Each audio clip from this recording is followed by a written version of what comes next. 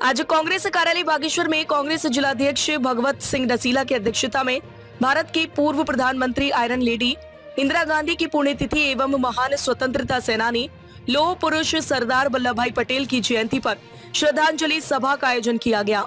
इस अवसर पर उपस्थित सभी कांग्रेस जनों ने दोनों महान नेताओं के चित्रों पर पुष्प अर्पित कर श्रद्धांजलि दी और उनके जीवन से प्रेरणा लेने का संकल्प लिया। वक्ताओं ने कहा कि इंदिरा गांधी ने अपने सशक्त नेतृत्व और दृढ़ निश्चय से भारत को नई दिशा दी। उन्होंने देश की एकता, अखंडता और आत्मनिर्भरता को मजबूत करने के लिए कई ऐतिहासिक निर्णय लिए।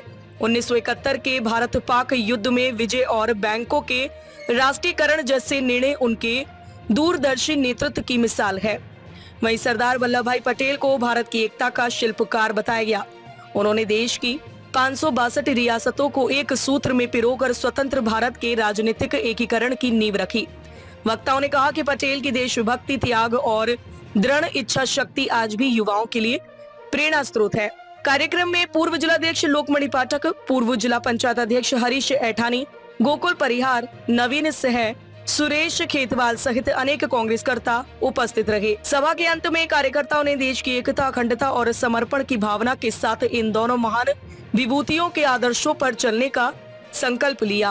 अमर रहे, इंदिरा गांधी अमर रहे, जब तक सूरज चांद रहेगा इंदिरा तेरा नाम रहेगा, जब तक सूरज चांद रहेगा इंदिरा तेरा नाम रहेगा, इंदिरा तेरा यह बलिदान याद करेगा हिंदुस्तान, इंदिरा तेरा यह बलिदान याद करेगा हिंदुस्तान। सरदार वल्लभ भाई पटेल अमर रहे, अमर रहे, अमर रहे, सरदार वल्लभ भाई पटेल अमर रहे, अमर रहे, अमर रहे।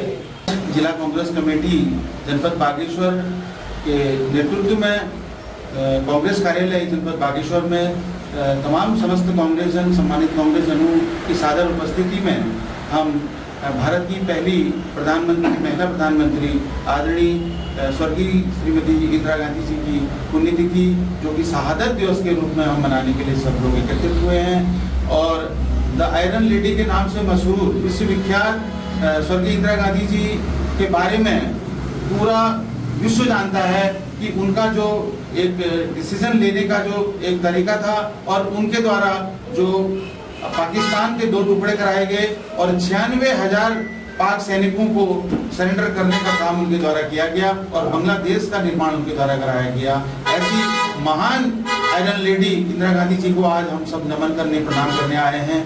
और उनके द्वारा राष्ट्रीयकरण जो बैंकों का किया गया और पोखरण परमाणु 1974 में परीक्षण उनके द्वारा प्रथम परीक्षण किया गया, इससे उनकी जो दृढ़ इच्छा शक्ति है वो नजर आती है। उसके साथ साथ ही आज हमारे लौह पुरुष के नाम से विख्यात आदरणीय श्रीमान हमारे सरदार वल्लभ भाई पटेल जी जो हैं, उनकी भी आज यहाँ पर वो जयंती मनाई जा रही है, जिनको कि लौह पुरुष के नाम से जाना जाता है। और हमारे स्वतंत्र भारत के प्रथम गृह मंत्री के रूप में उन्होंने काम किया। एकता, अखंडता को लेकर के उन्होंने देश को एक सूत्र में बांधने का काम किया। आज हम दोनों ही महान विभूतियों को हम उनको श्रद्धा सुमन अर्पित करने के लिए हम समस्त कांग्रेस एकत्रित हुए हैं और उनको सादर नमन करते हैं, उन्हें प्रणाम करते हैं। 31 अक्टूबर 1984 का दिन भारत ही नहीं पूरे विश्व के लिए बहुत बड़ा आघात पहुंचाने वाला दिन था, जिसमें स्वर्गीय श्रीमती इंदिरा गांधी जी के अंगरक्षक स्वतंत्र जयंत ने उनकी निर्मम हत्या कर दी। जिन पर इंदिरा गांधी पुत्रों व्यवहार करती थी और पुत्र के समान मानती थी, उन्होंने उनकी निर्मम हत्या कर दी। जब आईबी ने इंदिरा जी को बताया कि ये लोग आपकी सुरक्षा के लिए खतरा हैं, तो उन्होंने इस बात को मानने से इनकार कर दिया। उन्होंने कहा वो मेरे बेटे के समान में हैं, मैं किसी ज़्यादा धर्म समुदाय के लोगों पर विश्वास नहीं कर सकती, मेरी जान जाने वाली होगी तो जाएगी, लेकिन मैं किसी पर भी अविश्वास नहीं कर सकती। इस बड़ा दुर्भाग्य रहा।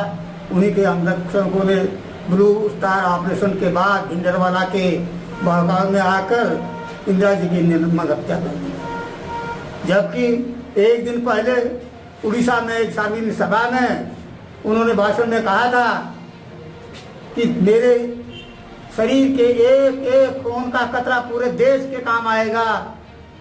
दुर्भाग्य देखे, विडंबना देखे, उसके दूसरे दिन ही उसकी निर्मम हत्या कर दी गई। पूरा देश शोकाकुल था और साथ ही साथ कुछ आक्रोश भी उसमें जाति विशेष, धर्म विशेष के लोगों में व्याप्त था।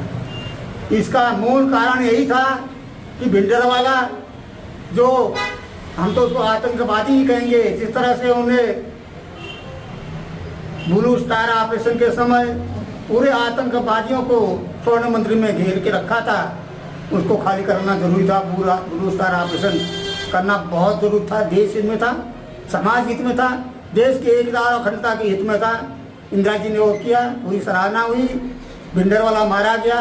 लेकिन कुछ अतिवादी तत्व जो ये नहीं सहन कर पाए, उन्होंने बहकावे में आकर इंदिरा जी की निर्मम हत्या कर दी। पूरा देश स्तब्ध था, कांग्रेस स्तब्ध थी, देश की जनता अश्रुधारा बहा रही थी। ऐसी महान विभूति, ऐसी लौह महिला को हम आज जिला कांग्रेस कार्यालय में उनको श्रद्धा सुमन अर्पित करने के लिए यहाँ भगत रसीला जी के नेतृत्व में इकट्ठे हुए हैं। हम उनको भावनीय श्रद्धांजलि देते हैं। उनके त्याग, तपस्या और बलिदान को भारत का कोई नागरिक कभी भी नहीं भूल सकता। साथ ही साथ आज हमारे पहले गृह मंत्री सरदार वल्लभ भाई पटेल जी के जन्मदिवस को भी हम यहाँ मना रहे हैं। जब भारत राष्ट्र आज़ाद हुआ, विभिन्न रियासतों में बटा हुआ था, पंडित जवाहरलाल नेहरू जी के नेतृत्व में सरदार वल्लभ भाई पटेल जी ने पूरे देश को एकता के सूत्र में बांधा। ऐसे महान विभूतियों को हम सदैव याद रखेंगे, उनके बताए हुए रास्ते पर चलेंगे। देश उनके त्याग, तपस्या और बलिदान को कभी नहीं भूलेगा, सदैव उनको याद रखेगा। हम श्रद्धा सुमन अर्पित करते हुए भावभीनी श्रद्धांजलि इन महान विभूतियों को अर्पित करते हैं। धन्यवाद। आज भारत की दो महान विभूतियों का, एक की जयंती और एक की पुण्यतिथि का आयोजन यहाँ पर को किया गया है। स्वर्गीय इंदिरा गांधी जी की पुण्यतिथि यहाँ पर को आज मनाई जा रही है और सरदार वल्लभ भाई पटेल उनकी जयंती यहाँ पर मनाई जा रही है। इंदिरा गांधी एक ऐसा नाम है जो किसी से छुपा नहीं है। उनको लौह महिला के तौर पर और खुद भारतीय जनता पार्टी के शीर्ष नेतृत्व ने दुर्गा का रूप उनको दिया था और जिस तरीके से उनके कार्य करने की क्षमता थी, आजकल के जनप्रतिनिधियों ने, आजकल के शीर्ष नेतृत्व ने, चाहे वो किसी भी दल के हों, उन्हें इंदिरा गांधी की कार्यप्रणाली से सीखना चाहिए। एक तरफ जिस तरह से डोनाल्ड ट्रंप 50 से 100 बार भारत के माननीय प्रधानमंत्री जी की बेइज्जती करने पर तुला हुआ है, उसी तरह इंदिरा गांधी जी ने निक्सन के 7वें बेड़े को कहीं ना कहीं बांग्लादेश को 71 की लड़ाई में जब अमेरिका ने उनको धमकी दी थी कि 7वां बेड़ा नजदीक पहुंच गया था, उसके बावजूद भी बांग्लादेश और पाकिस्तान के दो हिस्से कर बांग्लादेश का बनाया था। उसी तरह आज जिस तरीके से सरदार वल्लभ भाई पटेल को हम लोग आज उनकी जयंती यहाँ पर मना रहे हैं, तो उनके सिद्धांत कहते थे वो कि मुझे भारत के प्रधानमंत्री की कुर्सी नहीं, मुझे ये भारत की एकता चाहिए। और जिस तरीके से 562 रियासतों को जोड़कर उन्होंने एक अखंड भारत का निर्माण किया था, उसी तरीके से आज के लोगों को, हमारे शीर्ष जो पदेन जो राजनीतिक व्यक्ति हैं, उन लोगों को सीखना चाहिए कि सरदार वल्लभ भाई पटेल कभी भी प्रधानमंत्री की कुर्सी के लालच में नहीं रहे। वो अखंड भारत के सपने को लेकर आगे बढ़ते रहे, जिसका उनने अपने जीवन में यही निष्ठा और त्याग के साथ उनके जीवन परिचय भी यही हम लोगों को दिशा देता है कि किस तरीके से हमने सरदार वल्लभ भाई पटेल और इंदिरा गांधी जी जैसे शख्सियत से कुछ न कुछ अपने जीवन में ग्रहण करना चाहिए।